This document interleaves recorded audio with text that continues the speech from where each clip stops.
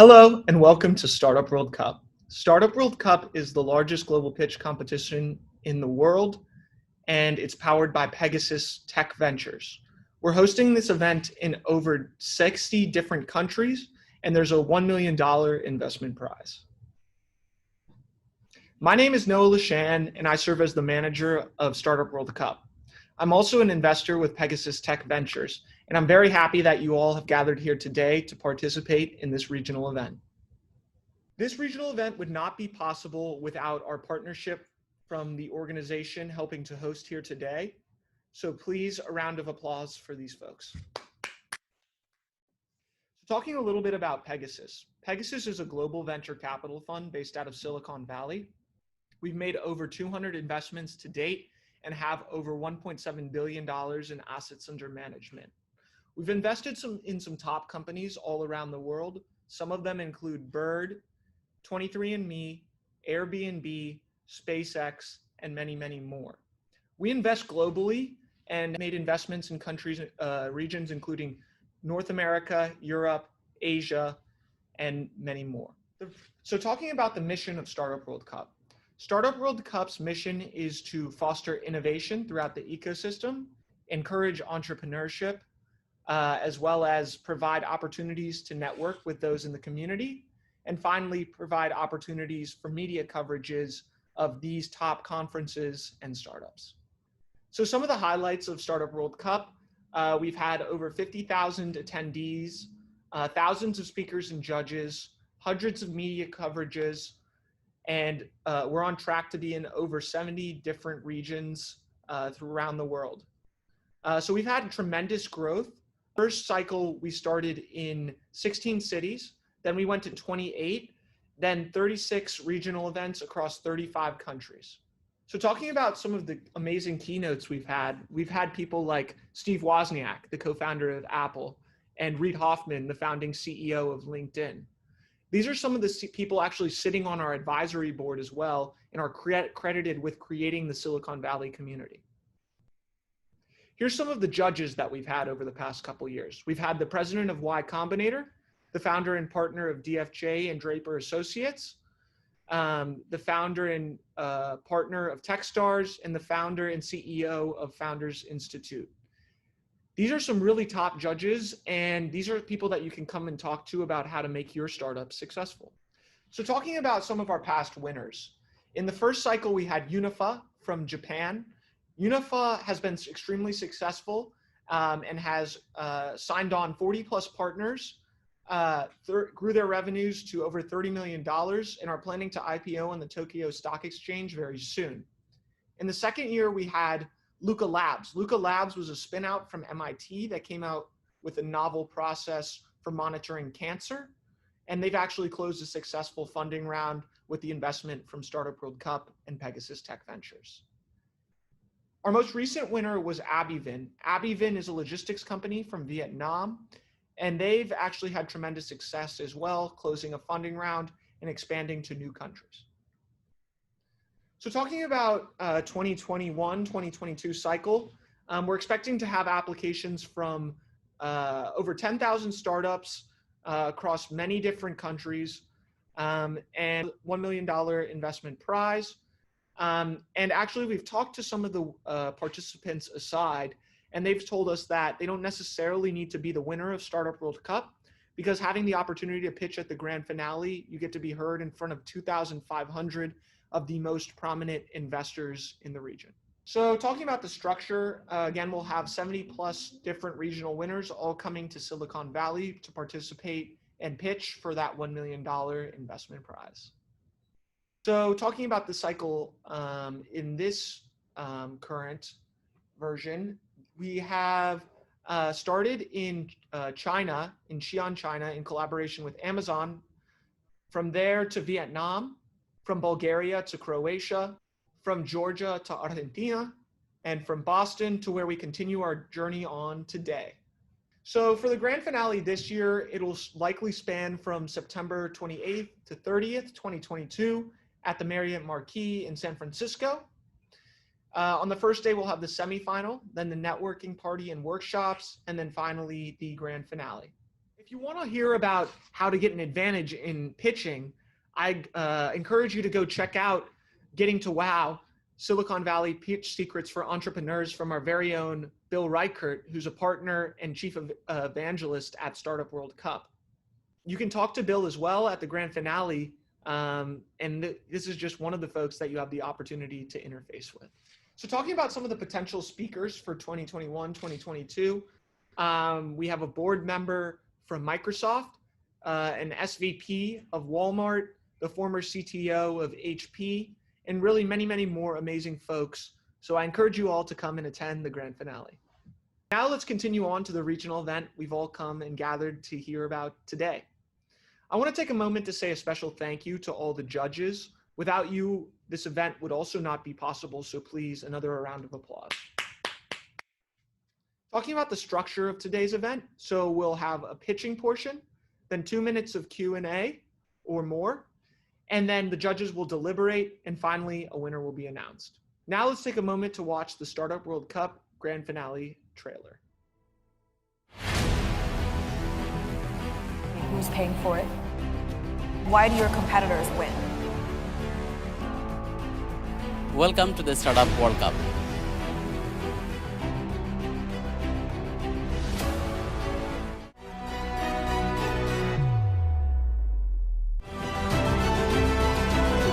Was finding young entrepreneurs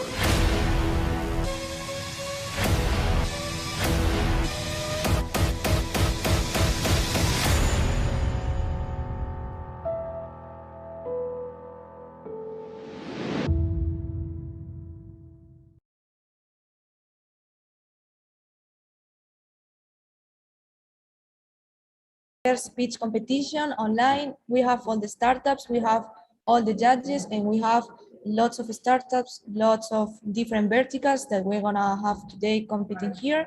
So let's start.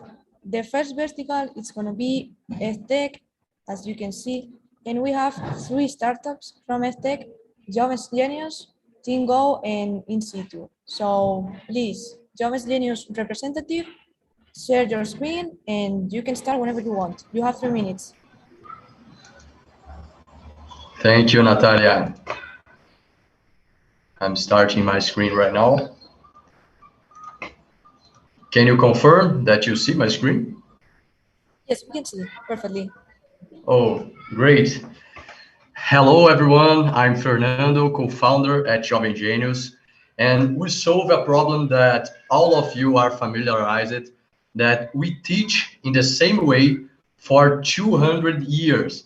And this demotivates the students and causes poor performance. This is represented in statistics. This is from Brazil. So 85% of Brazilian students don't know the basics of math, and 66% of them don't master the Portuguese language. This translates to 1 year in delay of learning. In this context, Jovem Genius brings a more fun and smarter way to learn. And we base this in 2 main pillars: a personalized learning, where we understand that each student is unique and has his own necessities, and he needs a personalized learning path. And we do this using AI and deep learning. And the second pillar is studying in the whiteboard is demotivating, is boring. So we pick elements from games and we gamify the whole experience of students. This is materialized in digital learning and assessment platforms. And here are some numbers that we achieved in 2020 in the middle of the pandemics. So almost more than 18 million questions were answered. And this in our Olympics, in school Olympics, an average student answered more than 700 questions per week. And this leads to an increment of 2 points in their grade. And large educational groups in Brazil trust in us, like Faber-Castell, Cogna, and Brazilian government. And in the last 3 years, we packed more than 300 schools, 40,000 students in 19 Brazilian states. And our business model is B2B, so we charge a license, an annual license per student from the schools, and our average revenue per school is 4.5 thousand US dollars per year. And this brings an opportunity. In here is some data from Brazil, in Brazilian market from 2.5 billion US dollars, consider only the middle schools, 600 million US dollars, and only considering the private schools, more than 100 million dollars. And we know that we are not alone in this journey, but we differentiate ourselves using our personalized learning and our gamified experiences. And of course, our team is a huge differential too. It's formed by professors and engineers. Here are my partners, but we are right now more than 60 amazing people and passionate about education. Thank you. The 3 minutes stop. So thank you. Okay, Natalia. Thank you. Thank you very much. It was a great pitch. Now, if some of the judges have any questions, let's wait. If any of them have any questions, please turn on your microphone and let us know. I do, Natalia. Perfect. Go ahead. Fernando, thanks for your pitch. I was wondering Hello, that it must be really hard to sell a product for governments and mostly for Latin American governments. And when you are talking about education and how to enhance the education, that it's part of the job that the government has. So tell us a little more about that experience in Brazil and how. And the second question is, do you want to scale this to the other countries in Latin America? Thank you very much, Joaquin. This is an amazing question. We started in this year with our revenue was 20,000 MRR monthly revenue. But last month on August, we closed our first big contract with the Brazilian government, and our revenue jumped to more than 100,000 MRR. So this was a really long process to close this deal with government. But we are really excited because more than 80% of the schools are public here in Brazil and around the world. This is a reality too. So we are facing this challenge now, and we closed it in the last month our big first government contract. So answering your next question, we plan, yes, with this kind of program here and with this milestone we achieved this year, next year we pretend to expand this overseas to more countries, and in Latin America, because the culture is closest to ours, it's easier to make this jump, this kind of translating in learning that we had here in Brazil. So this is a huge challenge for us, but we are mastering it. And we reached a great milestone last month, closing our first big contract, 5 years contract with Brazilian government. Well, thank you. I have a question. Okay, go ahead. How do you measure these 2 points extra average? Because it seems to me that this is a key measure of your performance in terms of the quality of the product. Yes, thank you, Juan. Thank you. We are measuring in 2 ways. This, what we measured until now was qualitative. So speaking with some sample of our schools that participated in our Olympics, we interviewed the professors and the educators to see the impact in the students' grades. But right now, this year, we are doing a project, a research with the Rio de Janeiro city government to do a controlled randomized experiment to separate a control group and an intervention group in public schools to prove, statistically prove this impact. So right now, our data is qualitative, talking and interviewing our clients, but we are right now doing a quantitative measurement with the Rio de Janeiro government, and this will next year will be published a paper about this randomized control experiment. I'm participating closely with the government, and this is a topic that I'm really excited to talk about. Okay, thank you.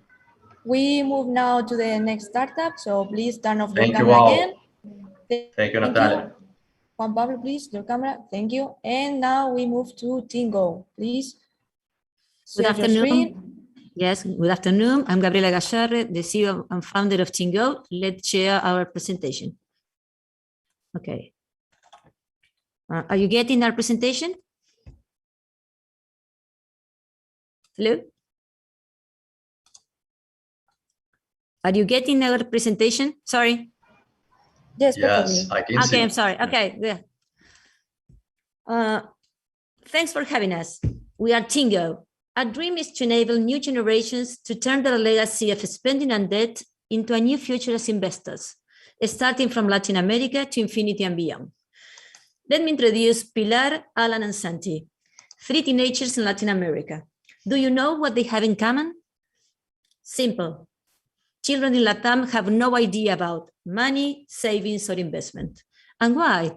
Because at informal economy level, and our lower financial inclusion rates, lack of education, of course, and the most important thing, the culture of spending and debt over investment. Tingo is a solution to train our children how to manage their money and help them become future investors, and no cash involved. Well, how are we going to do it? We are based on 3 pillars: training, assessment and control, and rewards. But far from traditional models, our training concept includes in-app tutorials, social networks, online gaming, and a customized virtual wallet. The assessment and control pillar has expense control module, saving goal setting, and in-app chat, and the parents and control, of course. And the third, the rewards, includes a loyalty program, gaming, and a point club. And what about Tingo business model? Our business is B2C. The users are teenagers between 10 and 17 years old, while the customer are their parents. We charge a monthly fee of $2.5 for Tingo subscription. The potential market for 6 countries in Latam is 31 million of customers, and our target, 2% of that potential market, is 620,000 accounts by the end of 2026. Now we are looking for an investment of $600,000 to scale Tingo regionally.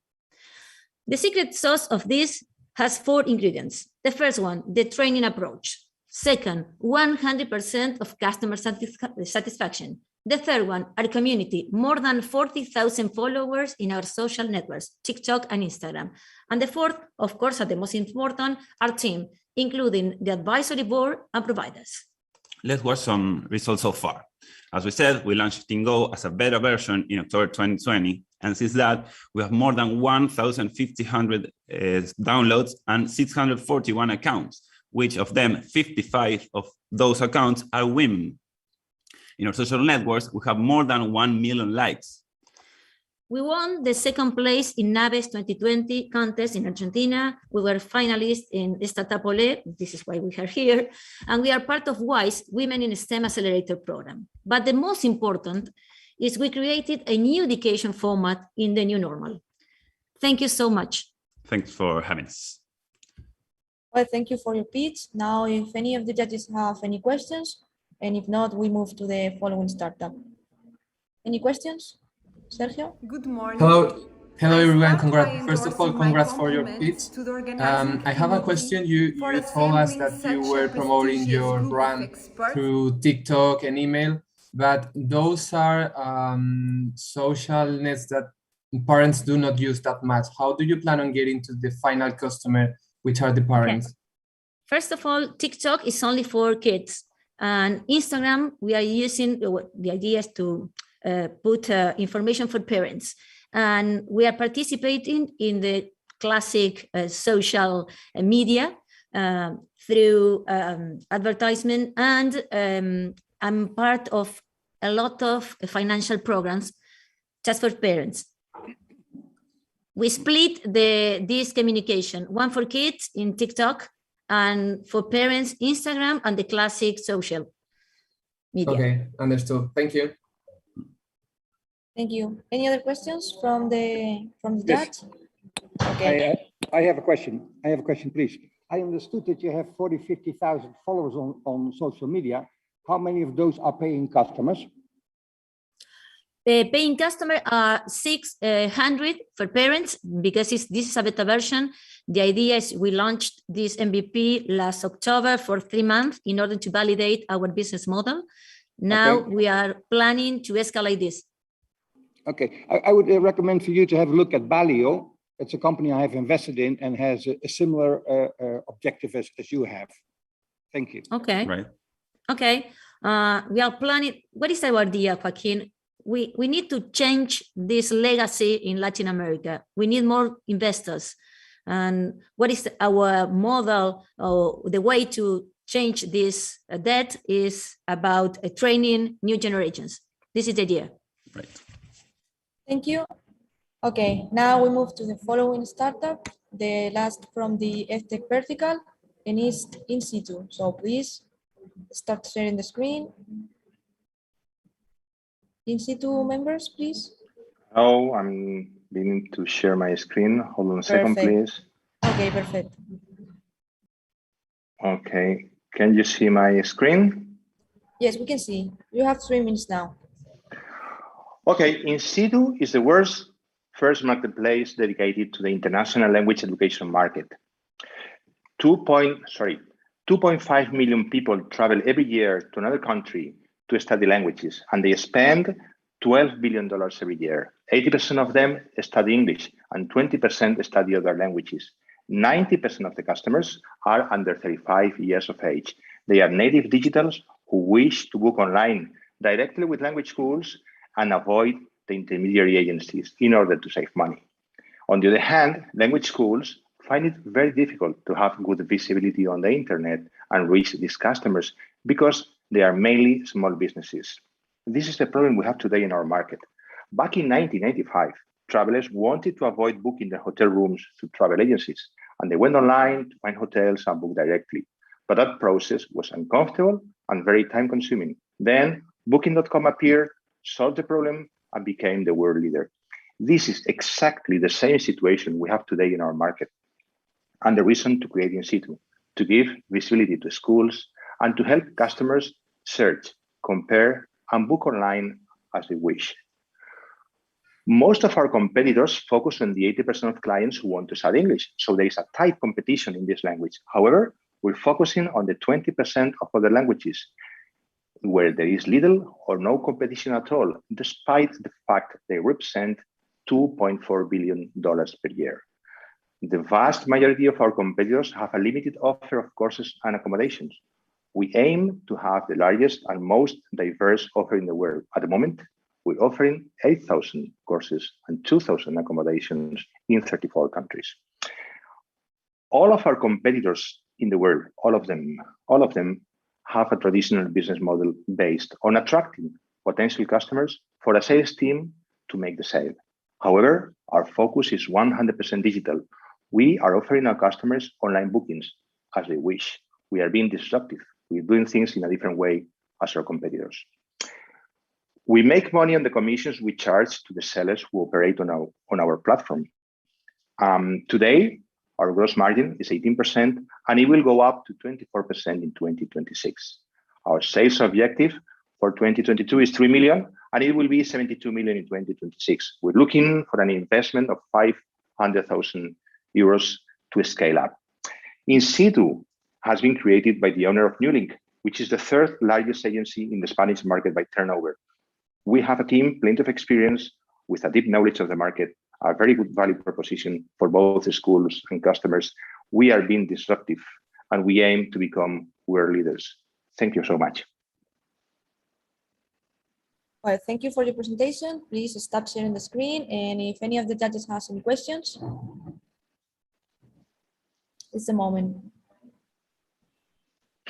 Argyrios, do you have any questions? Yes, I'm not sure that I understand exactly who your competitors are. I mean, you mentioned the competition, but I didn't see any exact competition analysis slide.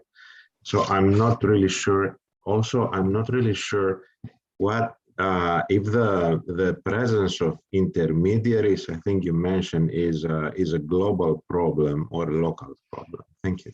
I'm speaking in terms of global market. It is exactly the same in all the countries in the world.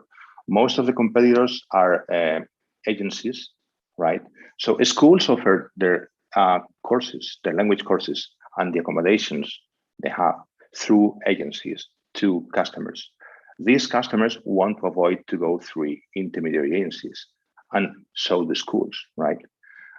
But what happens at the moment is that most of the schools are very small, and they have very bad visibility on the internet. So when customers want to find these schools on the internet, it is difficult for them, and the process is slow. Do you know what happened before Booking.com appeared? We tried to avoid booking our hotel rooms through travel agencies, and we went on Google, we searched hotels, and that we took notes, and that we made our decision. It is exactly the same here now. There's no marketplace such as Booking for hotel reservations in our market, and this is what customers want. So our competitors are traditional agencies. You know what I said? I created the company because I am the owner of Newlink, which is the third largest agency in this market in Spain, and I know what's happening in the market all over the world.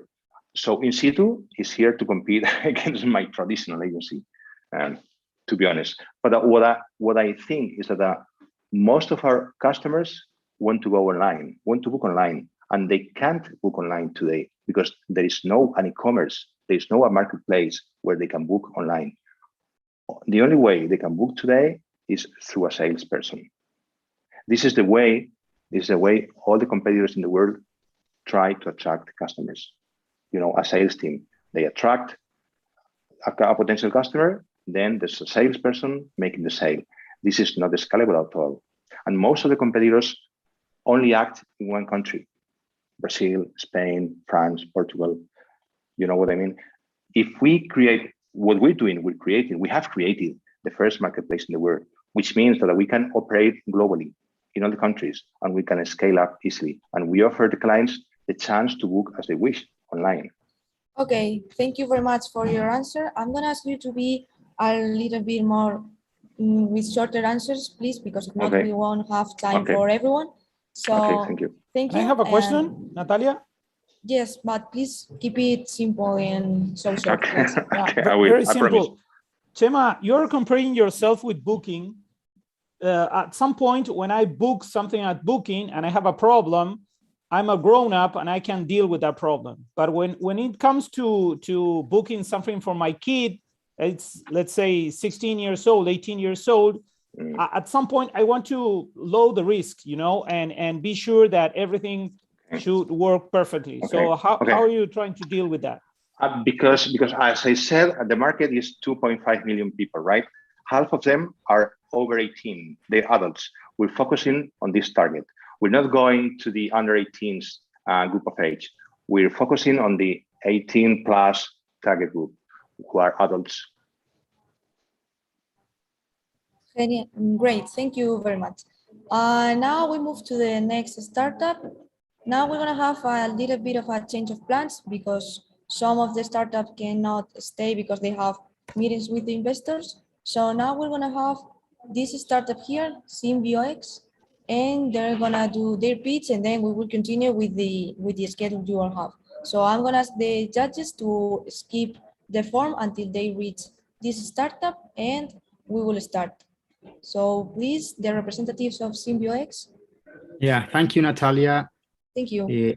Let me know if you guys. Yeah, can you guys see my screen? Yeah, we can see. You have 3 minutes. Okay, excellent. Thank you, Natalia. Thank you, everyone, for the invitation. My name is Anil Sadarangani. I'm the CEO of SymbioX. We are a biotech company that we would love to get solutions to medical needs that usually lack oxygen, like, for example, stroke, tumors, organ transplant, and wound healing. And I will talk to more in the next couple of slides. This is basically resembled in nature when we investigated plant animals, which are usually animals that are able to transport and to also generate their own oxygen.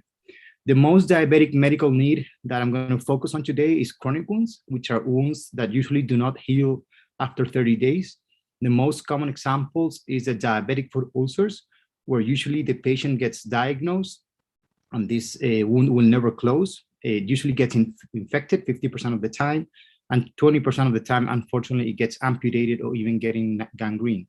The big problem or the big issue here for this market, it's huge. We're talking about $25 billion market reported in 2018. And if we just focus on the therapeutical device market, we're talking about a 2.4 billion market. The big players are very well known: 3M, Baxter, Johnson & Johnson, Smith & Nephew, etc. But the big problem here is that they only offer palliative treatment. There's no treatment at all that can induce regeneration. We are focusing on oxygen therapy because it's very well documented with different papers and for different years that oxygen is a prerequisite for the wound healing. Without oxygen, we don't have regeneration. So what we've done is we've mixed our knowledge in tissue engineering and the process of photosynthesis, which is a natural process, and we've created a photosynthetic skin. It's called Symbioderm. We also have the capacity. This is, of course, based on microalgae. So we are also able to engineer this microalgae in order to deliver different therapies to each specific wound site. We already have 2 patents granted and 4 more coming on our portfolio. When we compare ourselves to the competition, of course, we observe that the big players have gauzes, foams, hydrocolloids, alginates, but they only provide palliative treatments. Again, we are the only ones that provide oxygen that could, of course, regenerate the wound. Our real competitor could be the hyperbaric oxygen chamber. But again, this is very exclusive, it's very low available, and it's very expensive to get. Our technology is also a platform technology. We've tested in hydrogels and also on surgical sutures, and it works beautifully. As of today, we've validated the microalgae. We've done in vivo work in mouse and pigs, and we started a phase 1 clinical trial here in Chile. This is just the clinical setting. I apologize for the images, but this is what the patients have to go through. It was a burn from a patient that she could never move her elbow. After our 2 months of treatment, she recuperated her injuries. Same with the diabetic foot ulcers. Thank you for your speech. Your time's up. Thank you. I'm open for questions. And we move now for the questions. In case any judges have a question, it's the time. Remember to keep your answers short and simple, please. Any questions from the jury? Well, it seems that everything was completely clear. So now we move through the Sorry, I raised my hand. Oh, okay. And also Sergio, I think. I didn't see you. Okay, go ahead. I would like to know what is your current state? Are you like in clinical trials before that? And how far you're from commercialization? How current states? How far from commercialization and current as? Yes, so right now we are looking for $500,000 to finish our phase 1. This is a safety trial because this is the first time in humans that we're doing microalgae. And the 500,000 is to finish the phase 1 and to also have a proof of concept phase 2. After that, our intention is to do an exit. Of course, we don't have the capacity to do a phase 3. So our exit is after the phase 2 is to provide a license. We've already started talking to 2 or 3 big players in the market. And of course, they want to see the data of the phase 1 and the phase 2. That's why we're raising this money. Thank you. That's great. Now, Sergio, you have any questions? Oh, sorry. Any more questions? Maybe his hand was raised from the previous. Yeah, he's from speaker. the previous speech. So Okay. now we continue. We're gonna change now. So please turn off your camera. We're gonna change the vertical. Now we go with cybersecurity and fintech, powered by Instituto de Ciberseguridad, the Cybersecurity Institute from Spain. And we have a lot of startups here. We have UTrack, DI, Hold Brazil, WeSign, Alfie, Reconocer ID, Excapit, and VU Security. So let's start. UTrack members, please. Can you share the screen and you can start? UTrack members? First thing, yeah. Okay, that's perfect. Please let me know when my screen is. Now we can see. Okay, so you have 3 minutes. Okay, let's get them ready. Debt can hurt. I mean, really hurt. This has been a problem for many people, but COVID-19 pandemic spread the misery to tens of millions more. A study found that people with personal debt were 3 times more likely to have mental disorders. Hi, my name is Nicolas. I am the CEO and founder of Sumeria. I'm here to talk about how debt can affect your mental health and what we can do about it.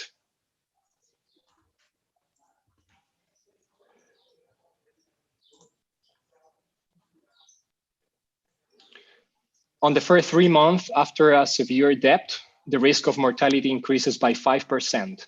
And also people owing debts have 3 times more possibility of suffering severe depression. If we consider that worldwide debt is 257 trillion, it seems like we have something to worry about. That's 12 zeros. That's more than 3 times the GDP. In 1990, when I was born, it was only 1 time the global domestic product.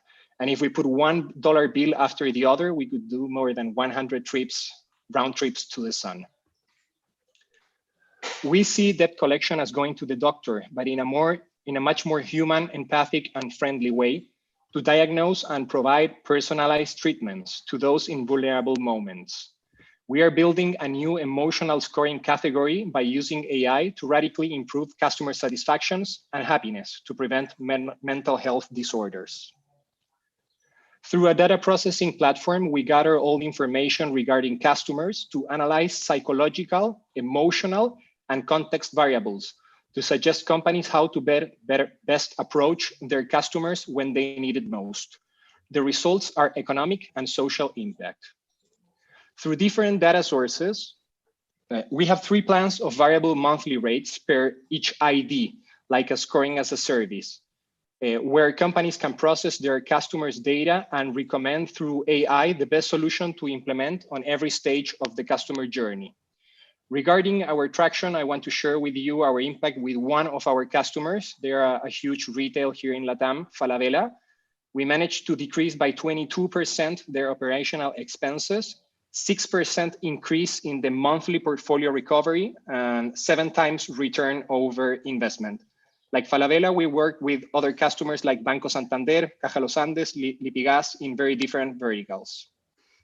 Regarding unit economics, ARR for this year is going to be 1 million. We are increasing every year operational margin. Our lifetime value to CAC is very healthy, and we are increasing our average contract value and also our average revenue per employee. So that is the result of a more efficient work. This year we are, This year we are consolidating. Thank you. Your time is up. So please stop sharing the screen. Okay. Thank you for your pitch. If anyone have any questions, please. Okay, so no questions from the jury. So thank you so much. And we move on to the following one. Now we have DI. Please, the representatives of DI.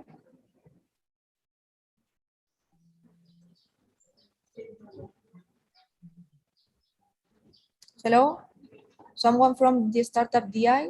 If not, we're gonna move for the next one. Yes, I'm here. Okay, please share your screen and start your pitch. Sorry, just a minute.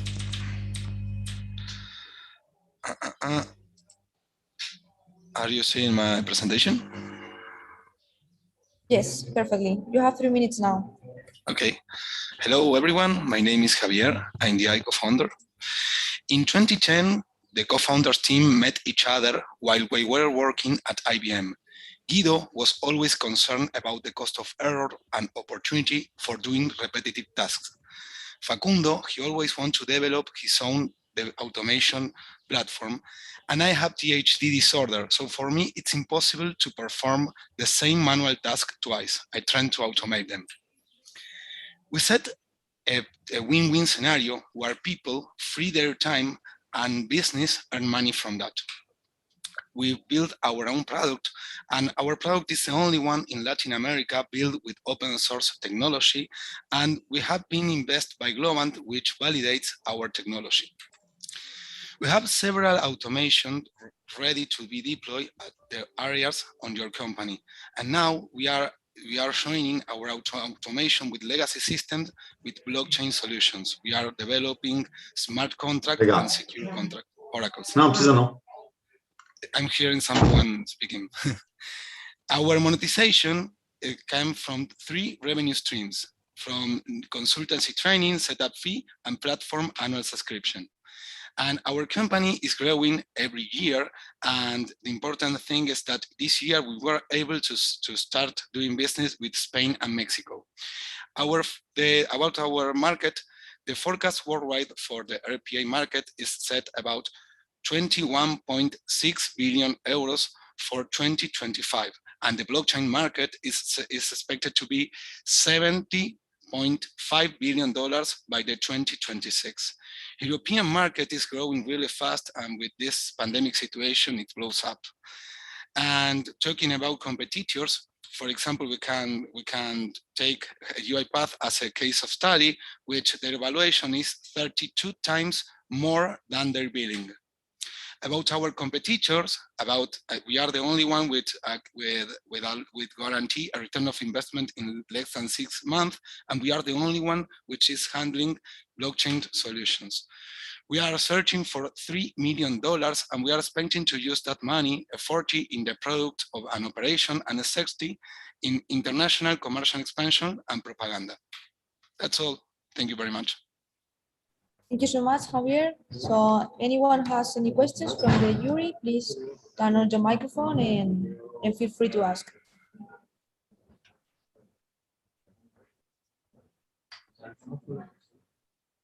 Okay, so no questions. It seems like everything is completely clear. So thank you, Javier, and let's wait for the results. Now we move to the following startup. Thank you. Bye. Hold Brazil, please. Start sharing, and it's your turn. Tem certeza? Hello. Hello, Martia. Hello. Okay, just a second, please. Okay. We are checking the camera. Hey, we have a problem with the video. Oh. If not, you can just share the presentation and speak. Okay. Okay. Compartilha sua presentation, please. Okay. Sorry for this. No problem. You have 3 minutes. Good luck. Okay. Thank you very much. Good morning, and thanks for the invitation. I am Marcia Esposito, CLO of Hold Brazil. We are fintech credit recover B2B. Did you know that today the size of the Brazilian debt collection market is 119 billion? Incredible, no? Our approach is to reinvent the relationship between companies and collections and to minimize our clients' delinquencies, acting in the prevention, containment, and filing of this debt. Hold Brazil was born of our disagreement with the traditional market, due to interest, commissions, and the way the debtor is treated. Because we know that a debtor is also a future customer. We use a machine learning and artificial intelligence to increase the responsiveness of our clients, understand various variables of this debt, and increase the probability of recovery, and which we are pioneers among our competitors. Our turnover was 4 million reais in 2019 and 5 million reais in 2020, and a red 4.5 million reais in 2021. We have approximately 50 employees, and we have already negotiated around 1 billion reais, and we have resolved approximately 1.2 million document payments. We are looking for money and an intelligent investment of 1 million euros that will increase 5% interest for the company. Let's go revolutionize this ocean of default with us. Thank you. Thank you so much. Now, if any of the judges have any questions, I see Archelius with the hand raised. So please, is your time. Yes, I'm not sure if I understood well your competitive advantage. Didn't come very clear. Can you please make it a little more clear for me? Thank you. Okay, we are a fintech, okay, to try and to resolve the problems of the debts of the clients of our clients. So our clients are big companies. We have a lot of debtors, and we work with machine learning for resolve these debts. Okay, so we have an explanation of what you are doing. The competitive advantage I'm asking, which is. Okay. Because we work a lot of big companies in Brazil, and we work with a lot of money, and we have a big expect to big more in the future, okay, and resolve the more problems for the future.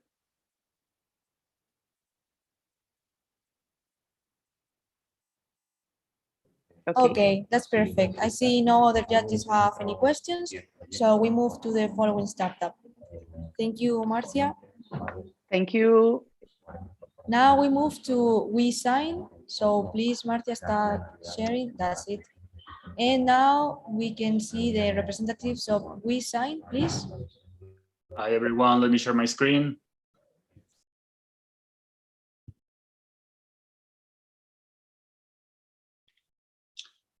So about 9 years ago, I was working as a lawyer at this law firm, and my boss asked me to get a signature in the south of the city. And I was like, why? So I went online and I searched for a tool for getting the signatures, and I presented it to my boss. And my boss told me, Luis, you are freaking crazy. And I was like, why? And he was like, because this doesn't comply with local regulations. So I went ahead, got the signature, didn't learn anything on the way. And when I came back, I looked at why the solution that I had found out back in the day didn't comply with local regulations. I did my study, I searched for it, and I didn't do anything in that time. Then after 4 more years, I opened my own practice, and I was representing 99 Minutos in their second last round of financing. And there we were 7 persons charging above $250 an hour, waiting for a signature page of a representative of 500 startups that was in Asia, and we couldn't just find it. In that moment was my last meeting as a lawyer, and is the moment when WeSign was born. And in WeSign, our mission is to live in a paperless world. And our vision starts by penetrating the digital transformation market to build legal and documental artificial intelligence. These have been the results so far from our Mexican pilot. We have more than 5,000 users, more than 100 clients paying, and we have sold over 10 million documents. These are some of the differences between our competitors so far. It started being about a feature competition, but it's going to evolve into added value competition. So why do we need a Latin player? Well, obviously, because it took a big company, a $38 billion company, to evolve and start caring about local markets. Our market insights and knowledge are far stronger than theirs, and we are more adaptable to move into blue oceans. Our business indicators reflect a healthy relationship between our LTV and CAC. Our global estimated market is above the 100 billion, and our margins right now are between 75 to 80%. How do we intend to pursue? Where with Latin markets knowledge and insight, with artificial intelligence, we are a developer-focused platform and software as a service, and with Startup Guerrilla. This is a team. The team has more than 10 years of friendship and professional relationship, and we are looking for an investment round of $2 million, and we have been invested $720K by Bridge Partners, our first institutional investor. These are projected total sales, and we hope to invite you to this Mexican LATAM opportunity. Thank you very much. Well, thank you for your pitch. Now, if any of the judges has any questions, please is the moment. Any questions for WeSign? I have a question. Perfect, go ahead.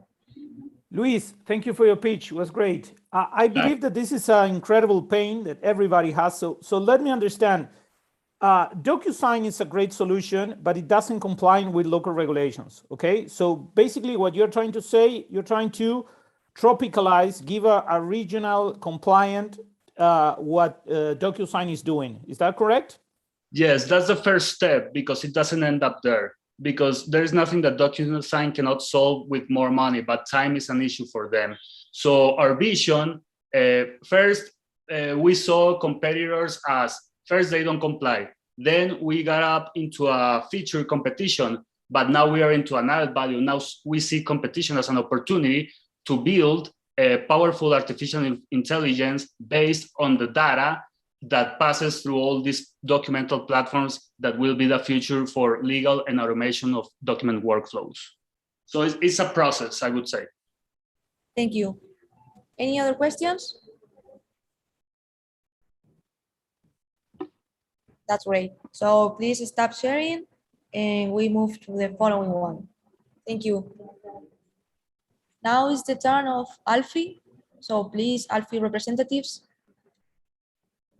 Yes, here we go. Perfect. Share your screen and start presenting. Yes, give me a second, please. Can you see my... Yes, we can see. screen? Perfect. Thank you. You have 3 minutes. Hi, I'm Andrea Segura, CSO and co-founder of Alfie, and we are helping to create a new sustainable financial system. According to the latest OECD report, only in Latin America, 70% of the population is financially illiterate. 61% is excluded from the financial system, and we are the most unequal region in the world. These serious problems are solved. Alfie is a marketplace for financial products based on financial education. We connect people and financial products or services with a gamified financial education process. We create this new, fair, and reliable digital challenge for our users. We are pioneers in the use of new technological tools applied to financial education and inclusion, such as machine learning with disruptive techniques such as gamification, serious game, and implementation of behavioral economics. To adapt the platform to the profiles and preference to each users to provide them with a personalized experience. All of this with accessing technology. Through artificial intelligence, Alfie connects users with the appropriate financial products offered by the company's partner according to the user's needs. That's why Alfie is free for the end user, and our promise is that always will be. Our business model is the private sector reward us for each financial product placed or activate in our marketplace by our users. This is our user data and conversion. We have more than 120,000 active users. We have rural and urban users, and we have achieved gender parity in the use of the platform. We have an ecosystem approach, and we serve market makers through the academia, multilaterals, and developer organizations. We are at the same time fostering competition between financial products and services, giving public and private value in financial education and inclusion to generate macro data to make better policies and financial products. Our differentiation factor is alliances with governments. Alfie has created its own ecosystem, generating efficiency in the market through the sustainability of financial clients. We are the first to close an agreement with the government of Mexico with CONSAR, promoting and encouraging retirement savings, with the Secretaries of Education in Veracruz and Hidalgo, promoting financial education in public and private schools, and in alliances for financial inclusion in Peru, serving people in rural areas, giving the opportunity to receive a first financial product for the first time. We connect people with the first financial product. A little over a year it was launched, we were selected within the 50 financial inclusion emerging think tanks company in the world. We are a global strong team specialized in finance, banking, strategy, and technology. We will launch the first live indicator of financial education. We invite you to our next milestones. To be part of this unprecedented revolution, help us to bring financial education and inclusion to the world. Thank you so much. It was an amazing pitch. So now if any of the judges has any questions, please feel free to ask or raise your hand and start asking. Juan Pablo? Sorry, just for my understanding, is the business model based in charging the financial companies a percentage or a fee for selling their products? Yes, it's right. We charge financial institution or commission for each placement or sale or lead derivation of client request, depending on the financial product. We charge financial institution in two ways.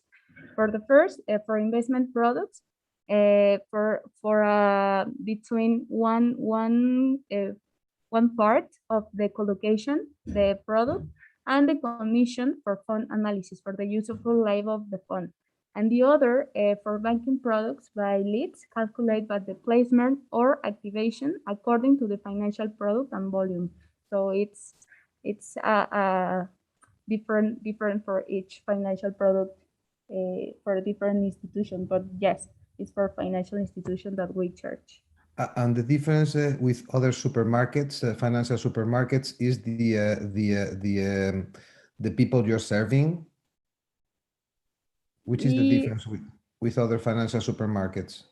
With the difference is because we transfer the traditional clients in clients sustainable for the future. No, it's the proposal value that we will lead to this financial institution. So this is the differentiation factor. Thank you. Good pitch. Okay. Thank you so much for the ALFI representative for her pitch. And now we move to the following startup, Reconocer ID. So please. Hello. I'm going to share the screen. So start presenting. Hello, my name is Diego Pacheco, and I will be presenting Reconocer ID. We are a spin-off of Olimpiete, which is a Colombian company that has a lot of experience providing digital identity solutions in the country. And Reconocer ID was created in 2019 to provide this same type of solutions, but for the whole Latin American region, and therefore help to accelerate the digital transformation in the region, which in fact has been suffering because of the high levels of fraud. 2 of the top 10 countries that suffer more fraud in the world are in Latin America. And as you can see at the bottom, countries like Brazil, Mexico, Colombia, Argentina suffer very high growth rates of identity theft cases. The result of this is that the market for digital identity solutions has been growing year after year. In fact, in 2026, it is expected to be worth around $50 billion. We in Reconocer ID want to become the digital identity orchestrator of Latin America. We want to be the company that builds trust for people in digital businesses. And for that, we think that we have to push the current state of digital identity in the region. At the moment, people have little or no control over their data. Only a few companies can validate the identity of people. And we want to push this to a state where everyone can use their identity to validate, to make businesses not just with large companies, but with small companies and even among people, and where people have full control of their data. Again, our objective is to help companies to mitigate fraud, making sure that their clients are who they say they are. And for that, we have several technologies like facial recognition, liveness detection. We can read the documents of every country in Latin America, and we even do processes like KYC. We're also pushing this new solution that gives more control to people about their data, and that is aimed to small businesses or even to people who want to do business directly with other people. I mean, they don't want the middleman. Our business model is transactional. That means that we charge for every transaction, and for the clients who need to reduce the risk, they will have to use more components of our solution, which of course is going to increase the price a little bit. We are aware that we have many competitors in the world, but we think that our focus on the Latin American market gives us some edge. We also focus not only for people to be able to have transactions with large companies, but with small businesses and even between them. So I think that makes us different. We started operating in the mid-2020, and from January until July, we had a growth of 992%, which is quite interesting. Our CEO, Andres Bolivar, has been working in digital identity solutions for over 10 years. We have a technology office and a research office.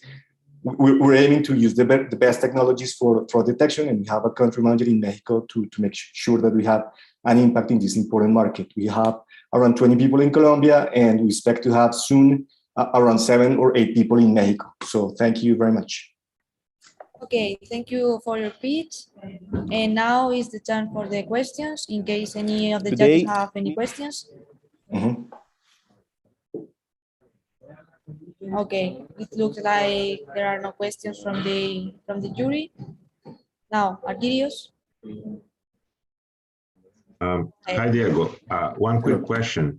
How defensible you believe your idea is, given that you concentrate your competitive advantage in the location? Thank you. We think there is a lot of room for the use of digital identity in Latin America. It is a market that has not been explored, and we have seen that the main competitors really have issues when they try to deploy their solutions in the continent. This is a very large market. Countries like Mexico, Colombia, and Brazil, they can sum up to nearly 400 million people, so that is a lot. And we think that the capacity to reach to people who are not necessarily the market that big companies are aiming at right now, that's something that we can cover at the moment.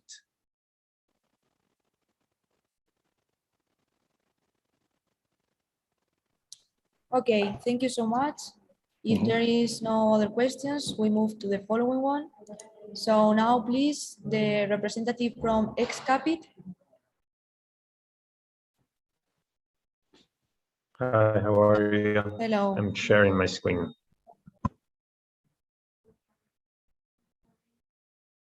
You can see it over there? Yes, we can see. So Okay. you have 3 minutes, go ahead. Okay, my name is Jose Trachtenberg and I'm the CEO of Excapit. Thank you for having me here.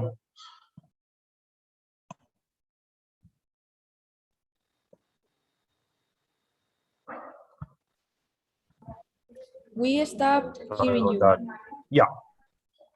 Okay. There you now. go.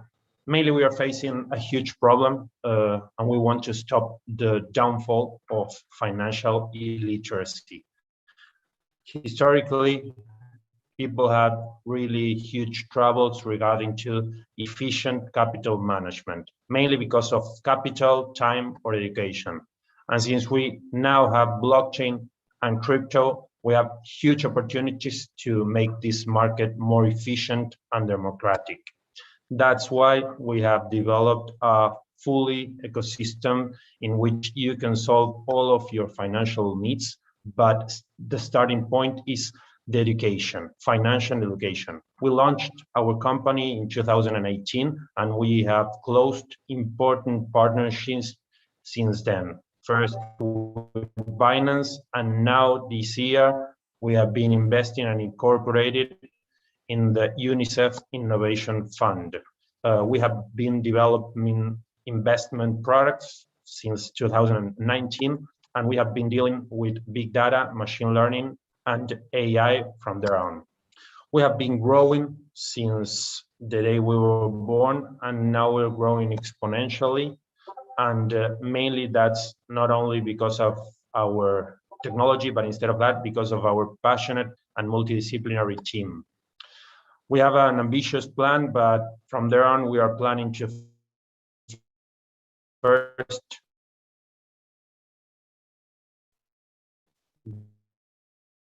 go to Mexico and Brazil, afterwards Latam with our roadmap 2.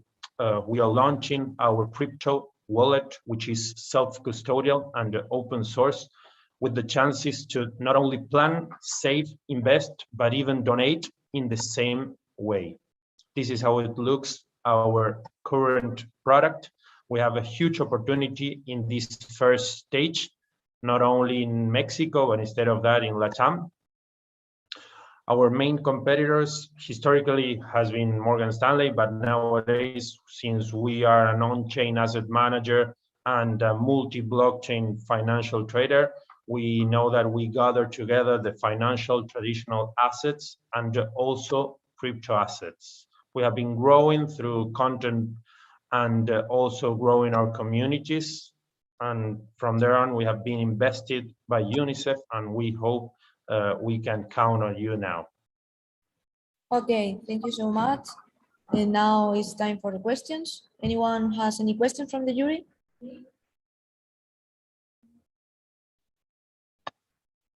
Excuse me, this is Juan Pablo. Sorry, just to better understand the competitive advantage, it's education, is providing access to cryptocurrencies. What is the real competitive advantage? Sorry.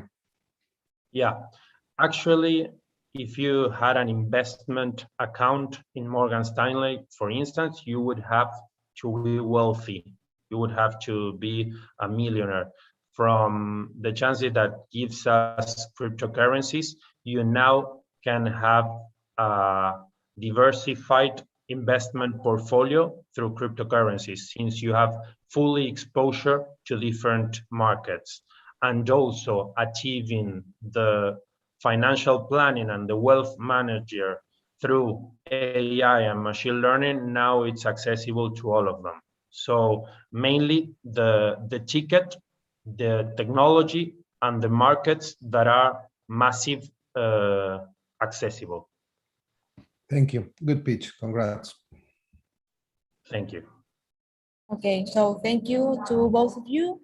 And now we move on to the next startup, the last from the cybersecurity and fintech vertical, which is biosecurity.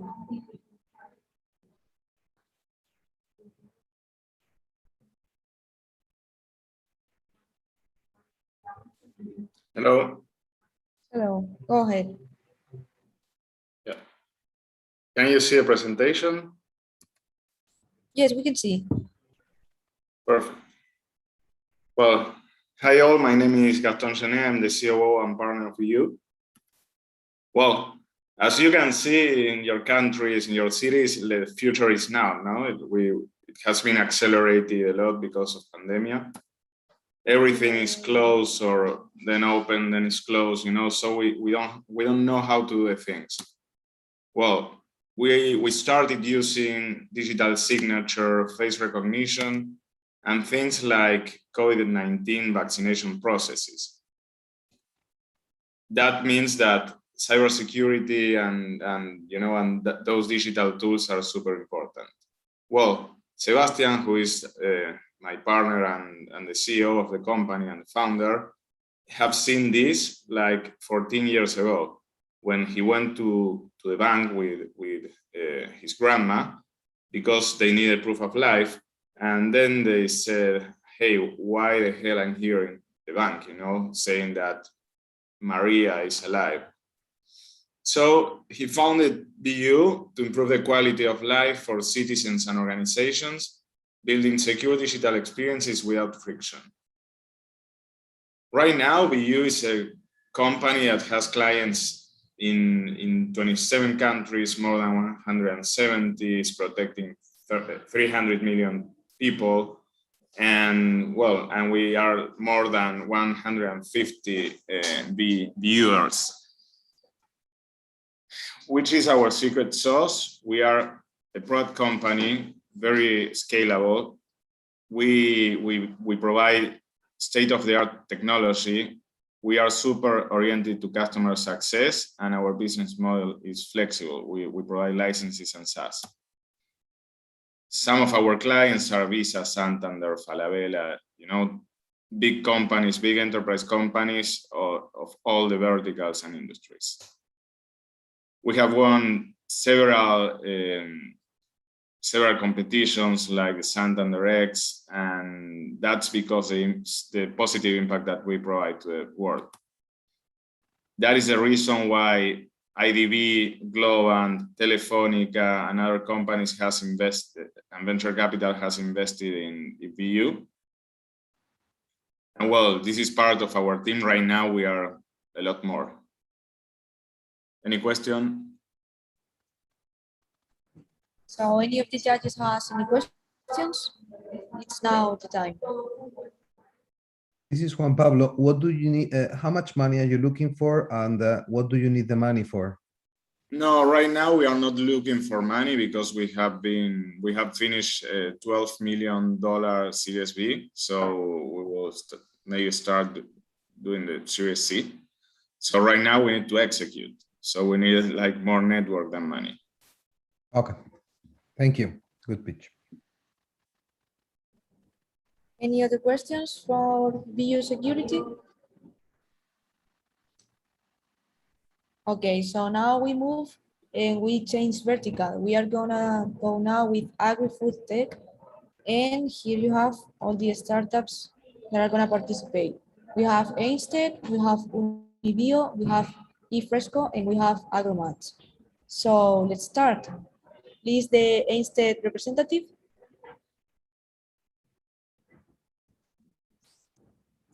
Hello?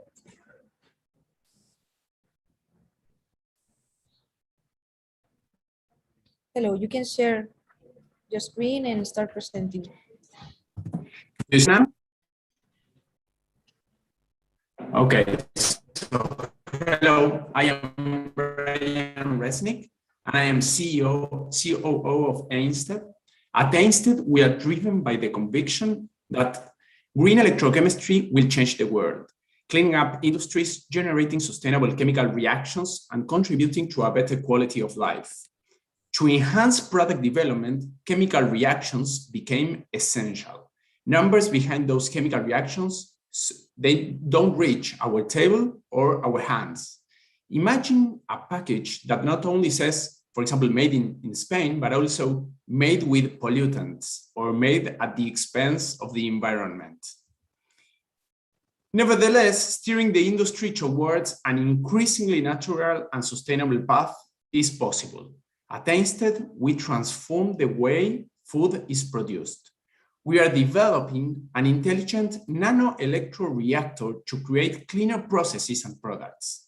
Thanks to its specialized technology in continuous flow and real-time control, industries will be able to produce successfully today and project themselves sustainably into the future. We started developing our einer in early 2020, and we already have our first clean label product, a chemical-free starch.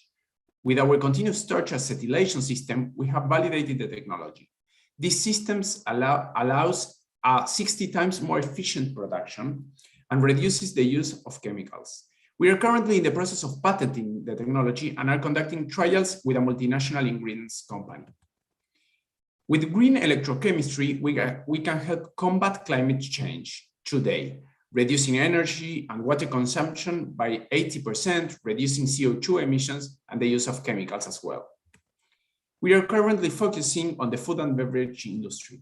More and more consumers are realizing about issues related to ingredient sourcing. The clean label concept is no longer a trend, but a reality. Actually, almost 70% of consumers attach a great deal of importance to labeling. We are in permanent connection with the industry, and we currently charge for technology services. We have a development agreement and a collaboration agreement with two important players in the market.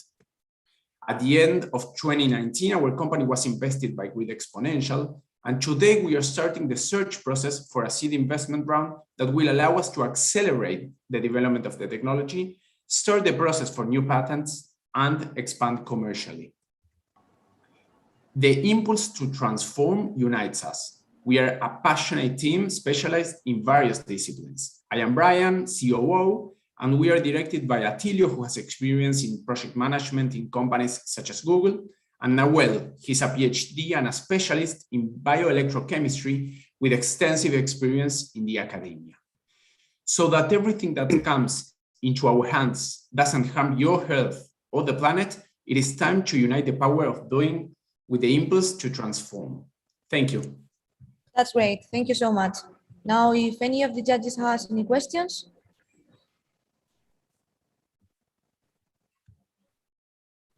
So no questions from the jury.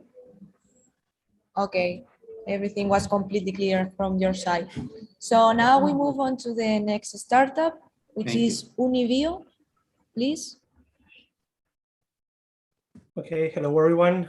I'm Matthias. I'm going to share my screen. Let me know if it doesn't work.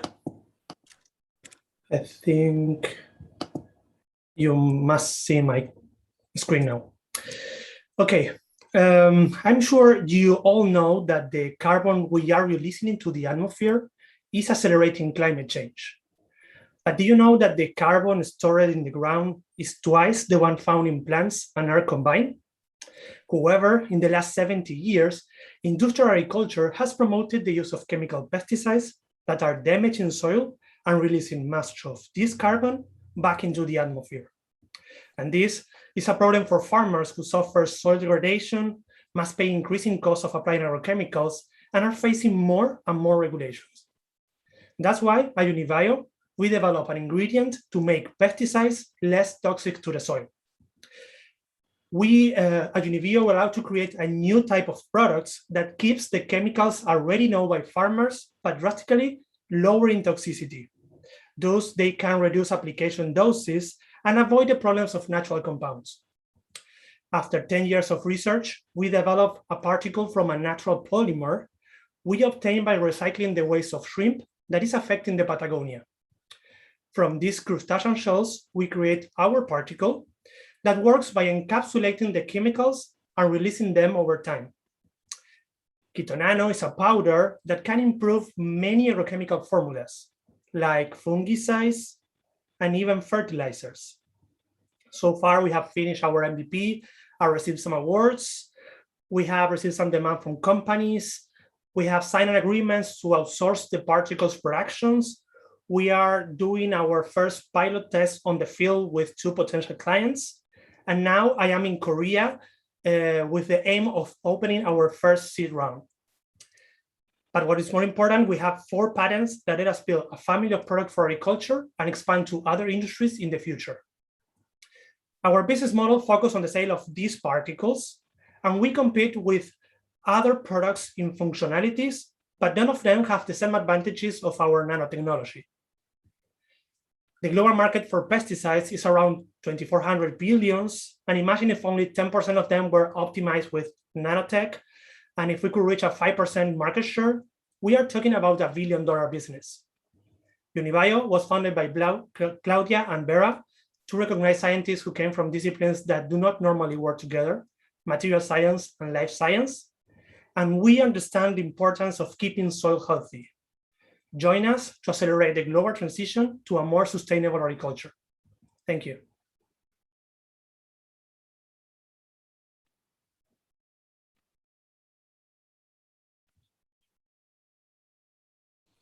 I don't know if someone has a question. I have a question, Matias. Yeah. Can you share with us some details of the sales you have been having the last year or so? Yeah, we have started our company this year. We incorporated this year. So we are in a really early stage. We are doing our first 2 pilot tests with 2 potential clients right now in this season. So by the end of the year, if everything goes properly with these potential clients, we are going to sign our first sales agreement for the next campaign next year. That's great. Any other questions for him?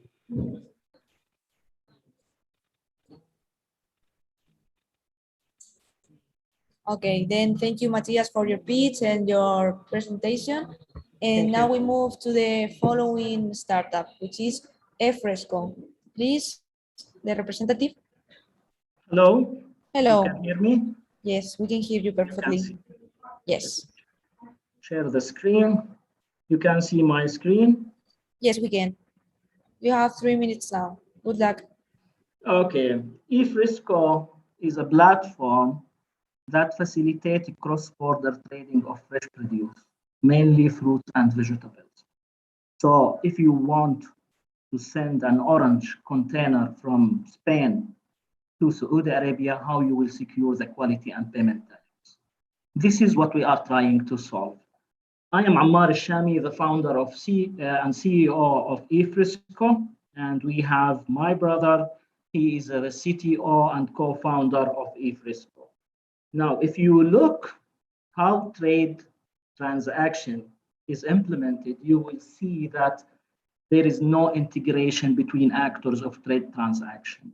How you will secure your money, how you will make documentation and information exchange between the stakeholders.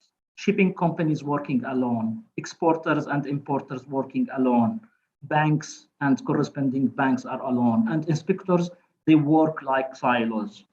So what is the solution to build the trust in the cross-border trading? We have, this is our vision. We have thought of a network that combine all stakeholders at the same time. You can exchange money, and you can send documentation without manipulation, and you can build the trust. What is this type of network? We reached the conclusion it could be a blockchain solution. So how we will make this vision, how we will implement this vision? It's a big vision, how we will implement it. In reality, we need to do the following. We need to aggregate the demand through the virtual marketplace we already built, and we need to aggregate the supply from the farmers. For the aggregation of the retailers, we focus on traditional small green groceries. Then after aggregation of the supply and demand, we will build the trade tech solution for cross-border trading. So our solution has a component of retail where we can serve multiple countries. We support the green groceries with online transformation and delivery management system. And we also aggregate the demand from different retailers to make trading transactions. So how we generate money? For trading, we have membership and commission. And for retail, we have only commission. Now, our website have more than 3,800 visitors per year, and we have more than 1,000 free registrations. And we attained a successful first bid membership from farmers in 2020. For retailers in each country, there is a 52 retail order per 6 months, and we already attained the first transaction on retail. Now the market. The time is up, so thank you for your pitch. And now, if you want to clarify something, let's wait for the judges' questions, please. Okay. Any questions from the judge?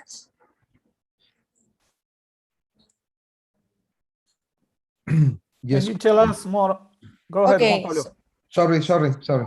You go first, please. No, go ahead, please. Go ahead. Okay, thank you. Congratulations for the presentation. I didn't get I didn't understand.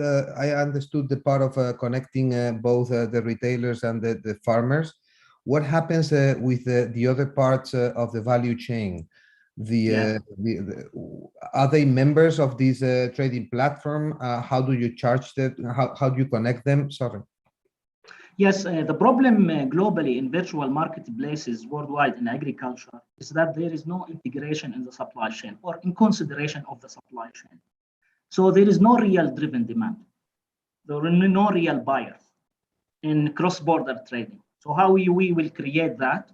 We need to aggregate the demand from retailers. Okay. And we want to start from small traditional green groceries, not the large malls. That's the plan, how to link the exporters and importers. Thank you.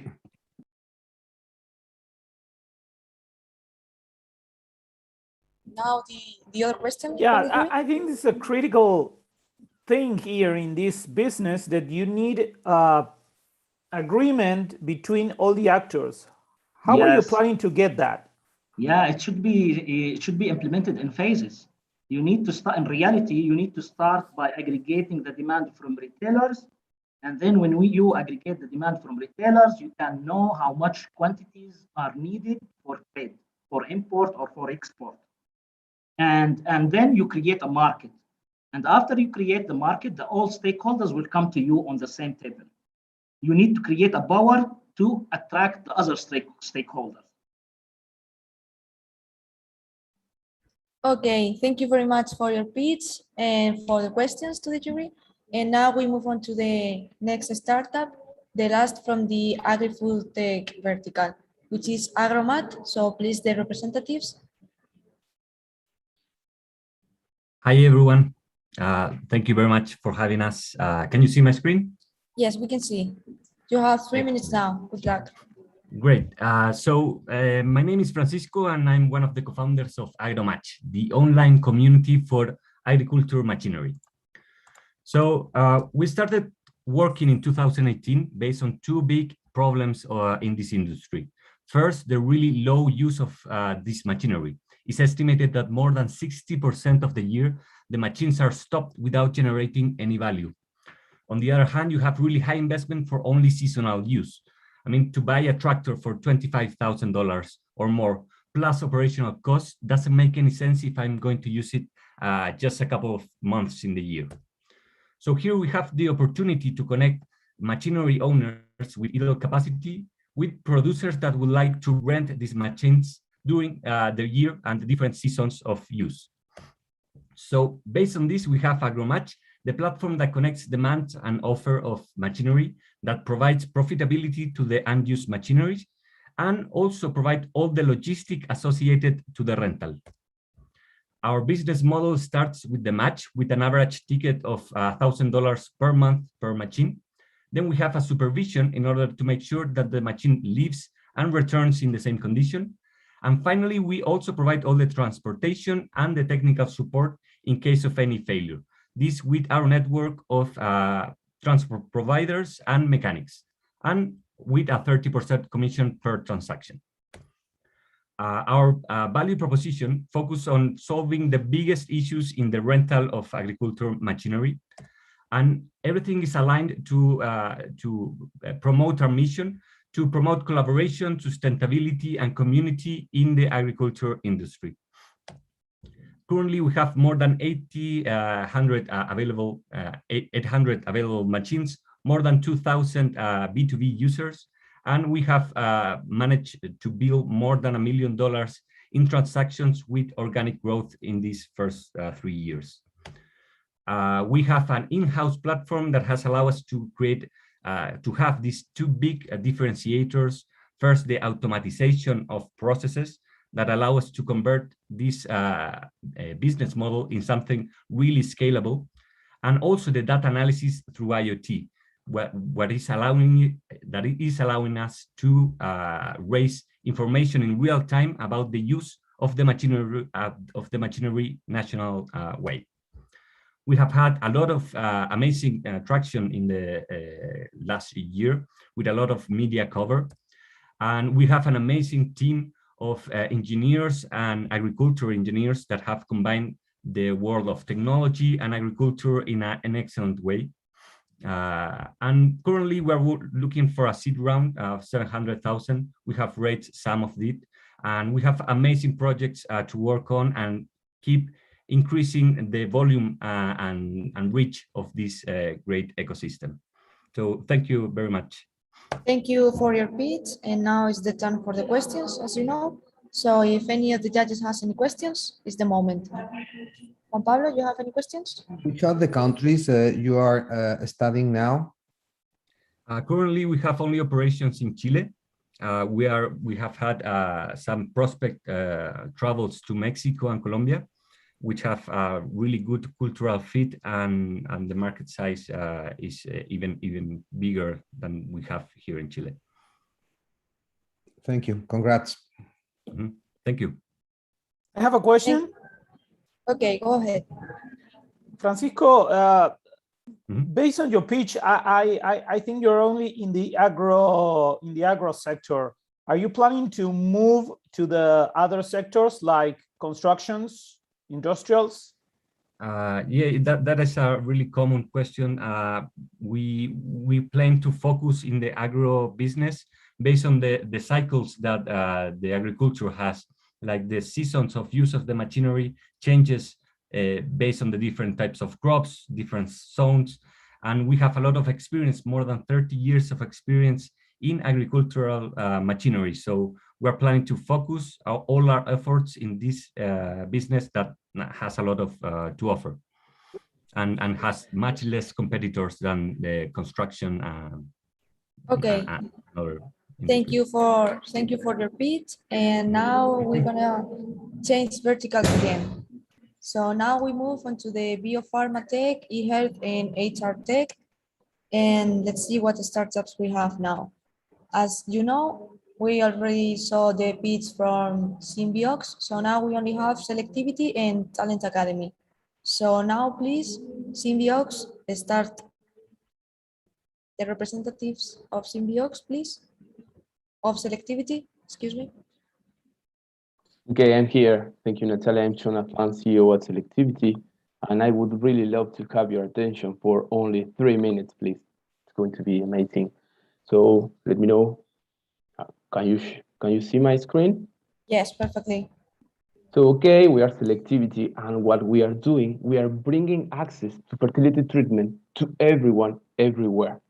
Even though the World Health Organization recognized infertility as a public health problem, its incidence has been consistently increasing, leading to 70 million affected by it nowadays. But the most important thing is that among those 70 million, there are 3 or 4 couples who do not have access to treatment, and we couldn't stand it. There are 50 million couples worldwide who do not have access to treatment. And so at Selectivity, we help to build families by bringing access to patients' homes. The market is huge, and we are focused in the home insemination market precisely, which is increasing year after year. But most precisely, with our technology, we have calculated we can unlock a new home intrauterine insemination market that doesn't exist, and it's going to change the way. So actual fertility options are that couples add some supplements or buy some at-home kits, or they move themselves into a tough journey through clinics to be performed a fertility treatment. Obviously, all of us can detect that it's a huge gap in treatment options here, and this is where selectivity is going to get into it. This is the way it is because sperm selection is the very first step to practice a fertility treatment, and the actual methods require high-trained professionals, controlled environments, and specific equipment.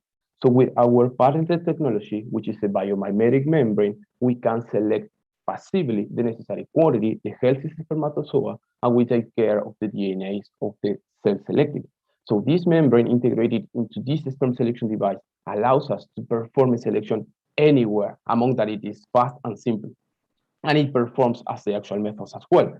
So with this device, we unlock the possibility that any OB-GYN perform a fertility treatment at their offices, spreading the opportunity for those 50 million couples who do not have it. Obviously, there is still a gap, and we are going to get into it because with this device integrated into a major device, which is the very first home intrauterine insemination device worldwide, which doesn't exist, we are going to unlock the possibility that any couple or women alone perform a fertility treatment comfortably at home. And this is the way we're going to fulfill the gap that I showed you at the beginning. So this is totally possible because we are a multidisciplinary team built by doctors, OB-GYNs, embryologists, engineers, venture builders, and we've got the passion and the knowledge to drive selectivity up. So we have been invested by CITES at the very beginning of our foundation. We have green light in order to start commercializing our sperm selection device in the majority of the countries in Latin America, but also in some countries in Asia as well. And we are looking for a round of $2 million in order to start commercializing, but also to get the MVP for our home IUI device and also to start the clinical trials for it. So we do really invite you to invest in us, to believe in us, because we can pursue together the same objective, which is we help to build families. Thank you very much. Thank you for your pitch. I see now that Archirios has a question for you, so please. Oh, hi, Jonathan. Great presentation. True big problem. I'm not going to say anything about the ask and stuff. It's unfortunately beyond our ticket size, but if I was an investor that invests in that type of rounds, I would probably take a serious look at your case.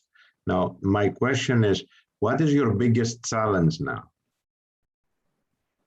Our biggest challenge is to start commercializing our sperm selection device. We have some clinical fertility clinics in our country, are also in Brazil, who are willing to start using it. Some distributors in Spain. We have been talking to key opinion leaders in Switzerland and also in England.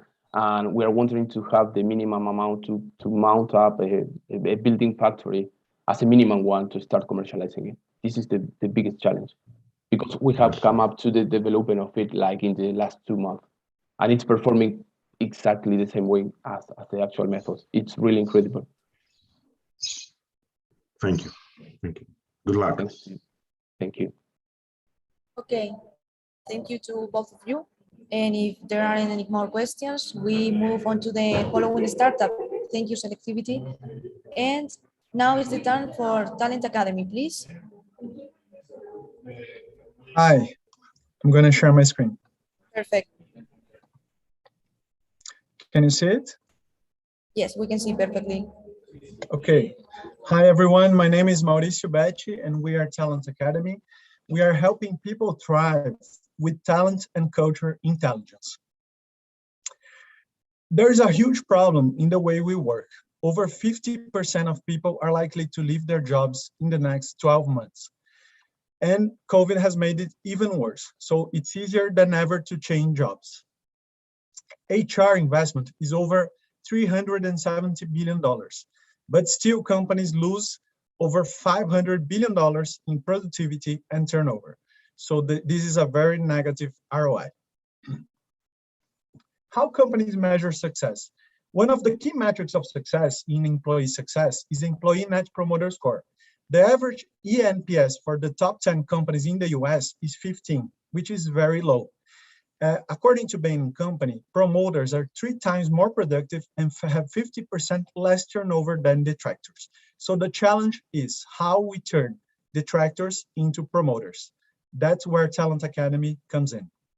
we created an online tool that combines behavior assessment tools with performance metrics tools to generate people and culture intelligence that helps companies predict and impact over 50 points increase in eNPS, over 30% increase in revenues, and reduce turnover by 60%. We help companies change the game. In one of our largest clients, an 8,000 people company, we helped reduce the number of detractors by 28%, and the number of promoters increased by 9% in less than 6 months. They achieved a 5% reduction in turnover, $3.5 million in savings, and a 42 times ROI. Our platform is completely disruptive and is the main work tool of the HR department of our clients. We are different because we focus on the problem. We really combine multiple tools into a single integrated experience that helps bring out the best in people so that they can achieve their full potential. The opportunity is huge. The market for HR analytics, engagement, and learning and development is almost $400 billion. We charge $10 per user per month, and we achieve all employees within a company. We are already global. We have clients in Latin America, North America, Asia, 93% user rating, 12,000 users, and 25 B2B clients, including global organizations. We have a great team with a very complementary skill set from management consulting, entrepreneurship, psychology, and HR, and our eNPS is 100. It's perfect eNPS. We aim to achieve $60 million in revenues in 3 years, which will bring us a valuation of over $100 million. We achieve everything that we achieved was with under 500,000 investment. Imagine what we can do with $3 million so that we can become a truly global company with a global sales team and change the world of management. Thank you very much. Thank you. Great, Pete. It's now the time for questions. Anyone has any questions from the jury?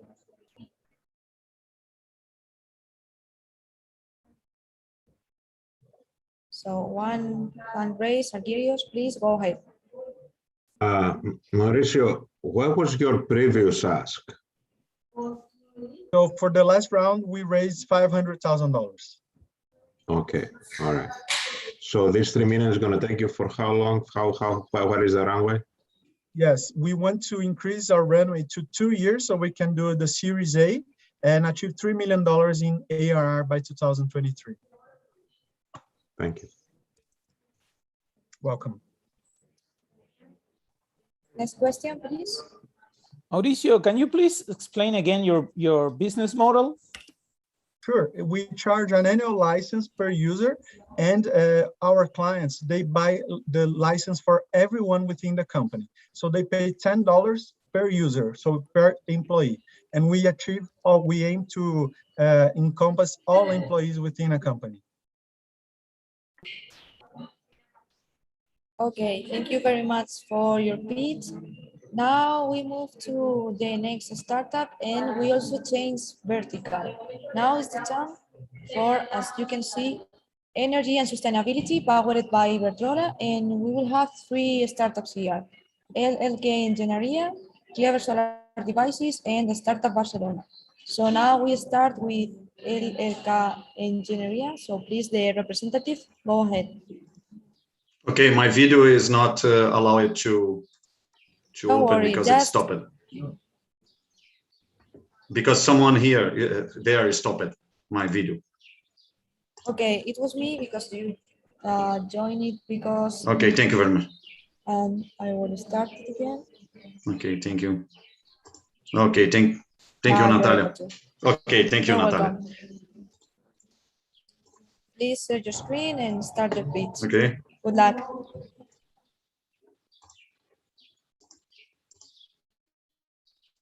Everybody see my slides? Yes, perfect? We can see. Okay, thank you very much. Hi, everybody. My name is Luis. I'm from LLK Engineering. We work with the hardware for innovation, and a lot of industries nowadays need a lot of type of innovations, mainly in softwares and hardware as well. The innovation is in the main industries in around the world. However, we have a special industry that we work in Brazil, in Africa, and in other countries, that is the heavy industry, the mining, the steel industry, the cement, and the others that are really below the other industries to innovate their process. Then we focus in 4 points: to increase the safety of the industries, the efficiency of these in heavy industries, the process control, and optimize the results after have a process control, efficiency, and safety. We work mainly in the 4.0 industry because this is necessary for all these industries that all other industries already have this innovation in software, but mainly in hardware. Then LLK is a special company, special startup that works with unprecedented, robust, impactful solutions in hardware to make digital transformations for our customers, complex research and development programs for ourselves, cutting-edge technology that we bring technology for all around the world to make our technologies here, and intellectual property. Then we join the academy, the universities with the industry, what they need. Nowadays, we have a special teams. Our focus is the customer centricity. The customer centricity is an important thing that we work to understand what the industry need, what our customers need. And nowadays we have a lot of engineers from aeronautics, aerospace, mechanical, electrical, process, system, control, and automation, and others guys. We are specialists in 2 points, in 2 main things. We do a direct sales model of our business to work with monitoring equipment. Then we work with a lot of equipments in predictive analysis, mainly if it's mobile or specific type of equipments using instrumentation, automation, and communication. And 5 years ago until now, we are specialists in artificial visions for heavy industry, mainly in quality and characteristics analysis. Nowadays, we have a crescent profit. We have some problems with from 2019, from 2020 with our gross operation income, mainly of the COVID problems. But nowadays we have a specific that we want to reach about $1.1 million in operating income, gross operating income, and to net profit about 15%. Okay, this is our thank main you. Customers and Thank our you for your startups pitch. and challenges. Thanks. Thank you. It was a great pitch, and the time is over. Excuse me. And now, if any of the judges has any questions, then you can explain more your view and your project. So, if anyone has any questions, is the moment.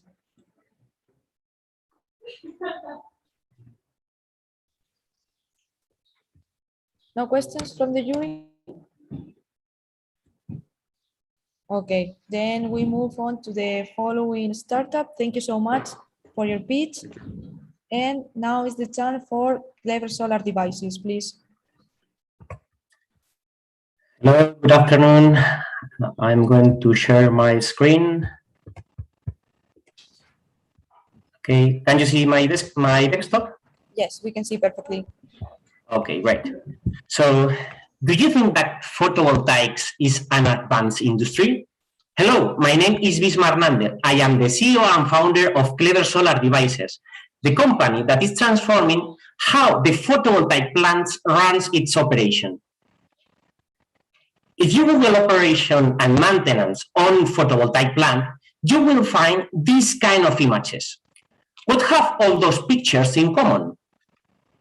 Seems to be inefficient, manual, and very risky for technicians.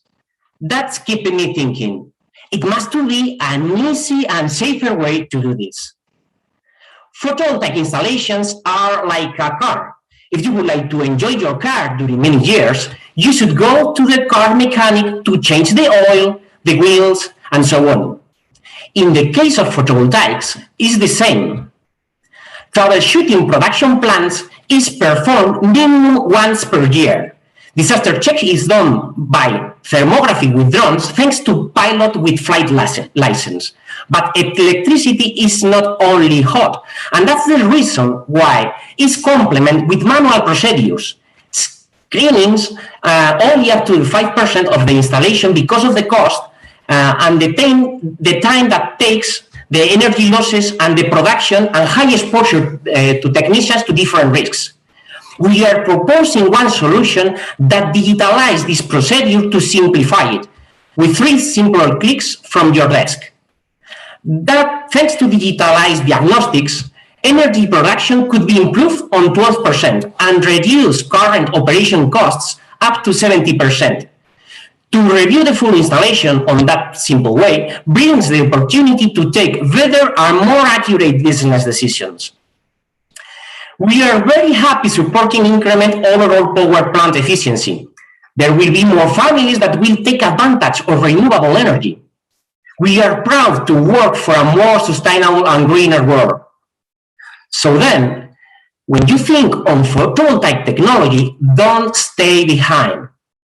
Go one step forward and jump to digital, because digital is logical. Please visit our webpage to meet the amazing team that we have in Clever and contact us for further details and about our financing round that we have opening. Thanks for your attention and your time. I will be glad to get your questions. It's been a pleasure to have presenting on Startup Olé. Thanks. Thank you for your pitch. Now, if any of the jury has any questions.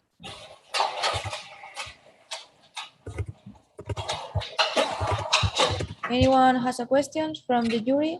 Argirios, please go ahead. What's your current traction so far, if you have any? Sorry? I would like to know your current traction.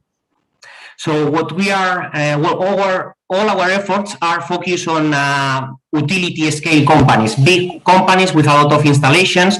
The pilot that we already have running are on this kind of installations. We have as well other verticals like commercial and industrial or residential that are smaller ones, but because logistical reasons, we prefer to focus all our effort in the biggest ones, at this point at least.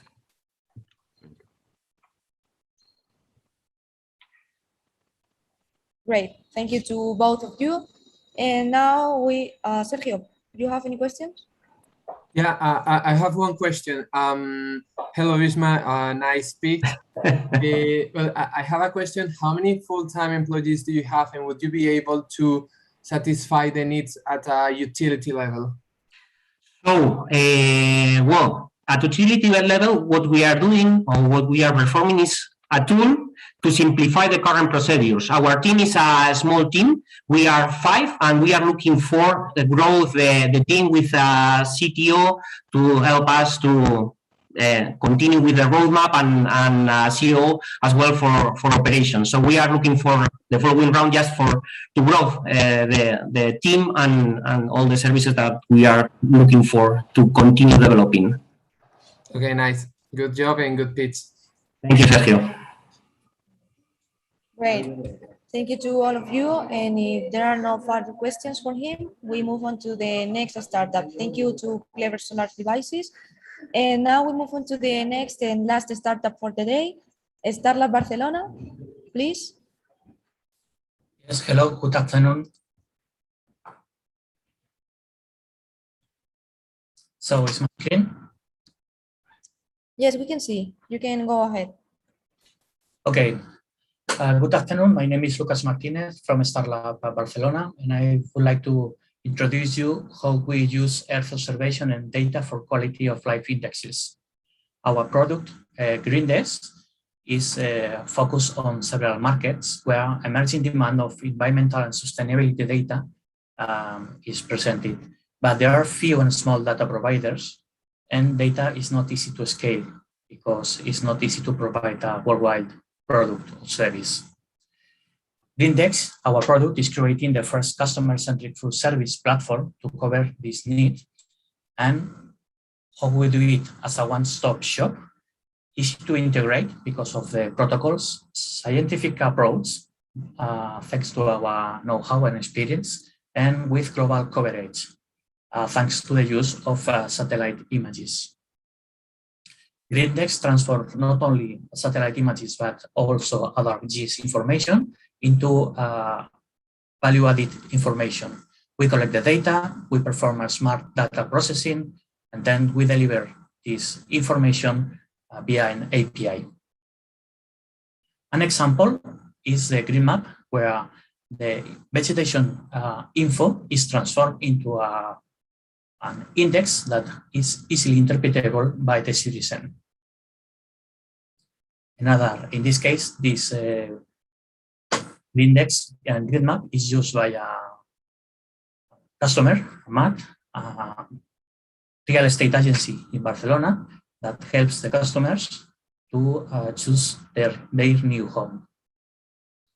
Another example is the heat map.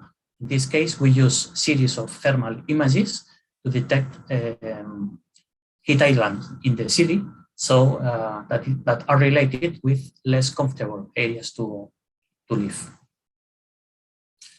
Regarding the business model, Grindex is software as a service for local authorities and is data as a service for real estate and tourist platforms and financial markets.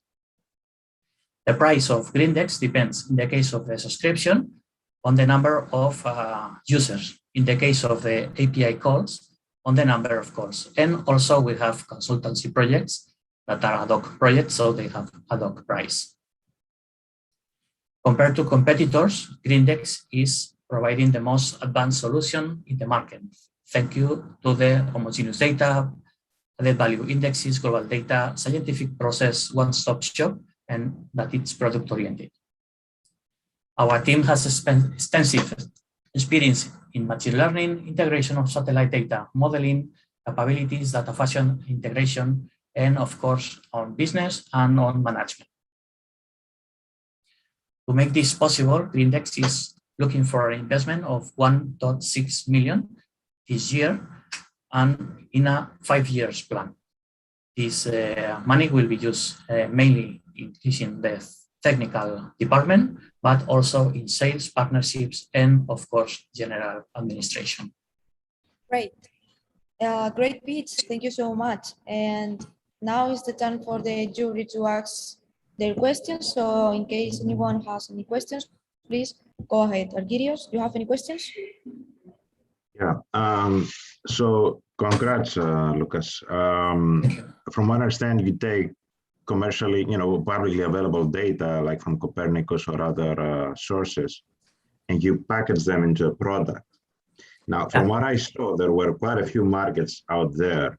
So if you plan to, attack all those markets, it's like building a software house trying to sell solutions. So it's more like a lifestyle business, excuse me for the term, but not a scalable startup. So my question is, do you have any plan to attack any particular market first? Because from what I see a non-differentiated business development plan for a good solution, but not very differentiated in terms of the market focus. Yeah, in this case, our main target in this moment is real estate, because it's the price of the houses or commercial areas, and this is our first or the main target. Thank you. Okay, great, thank you. So if no one else has any questions, we are finished for today. This was our last startup. Thank you very much to all the startups for being here, also for everyone who has been watching us in YouTube. And please, for the jury, remember to send us your answers so we can know who the winner is. And to the startups, please stay tuned to our social networks, because along today or tomorrow we will share the winner and we will contact them, so all you can be present in the final pitch competition on Friday. So thank you to all of you.